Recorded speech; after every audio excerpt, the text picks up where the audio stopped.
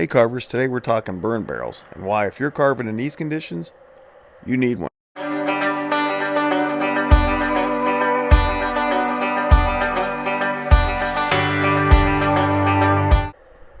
Winter in Ohio.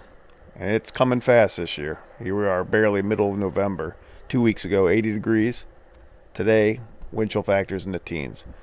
That's how fast the Ohio weather could change on you. And if you're carving outside like I do every winter, then you need any little bit of help to get you through the cold, brutal winds. Uh, you look for any edge, and having a burn barrel has really been a game changer. Made winter a little more bearable in more ways than one. Obviously, first and foremost, as a source of heat, which you're obviously going to need if you're going to be working in these conditions. But also, it's good for your offcuts. So when I'm out there carving, I can use my offcuts as the fuel for the fire. So I'm throwing my offcuts right in the burn barrel. So it's killing two birds with one stone. I'm cleaning up my work area while using the scraps as fuel for my fire. There are other things too. If you have an old grate to a grill, throw that on top of the burn barrel, and I'll even heat up rocks. Put a couple rocks on there, heat them up a little bit, stuff them right in my car hearts, and that'll keep you warm. Also, it's a great way to heat up some food. So when you're out there carving, I'll just wrap a potato up in some tin foil and I'll bake a potato right on the fire. But this isn't a video on me showing you how to start a fire. This is just telling you reasons I have a burn barrel. Pretty much move it wherever you're carving. You could just set it up, but you should have rock or brick underneath because obviously you have to elevate it a little bit. There's got to be airflow. There's got to be holes at the bottom or on the side. You've got to let the air flow underneath.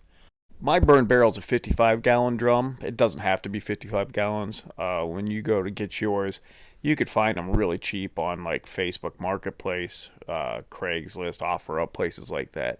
Try to get the one that's already got the open lid, like the lid's not on it, because you don't want to have to cut the lid off, because that could be dangerous, not knowing what was contained in that barrel. And you don't want to be using a cutoff wheel and having sparks go into a barrel that was filled with gasoline or something. So better safe than sorry. Try to find one without the lid on it. Then all you have to do is drill holes on the bottom for airflow.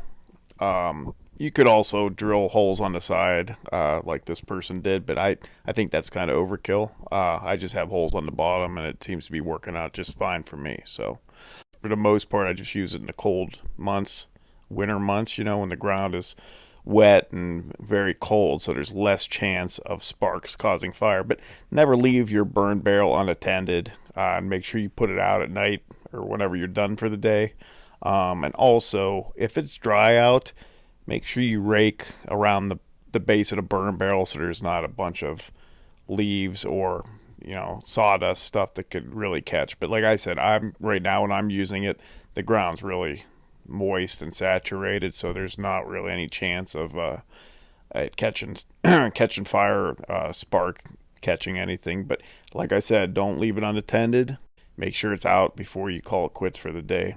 In the winter months, a burn barrel is a good idea for any carver that's going to be outside. So, all right.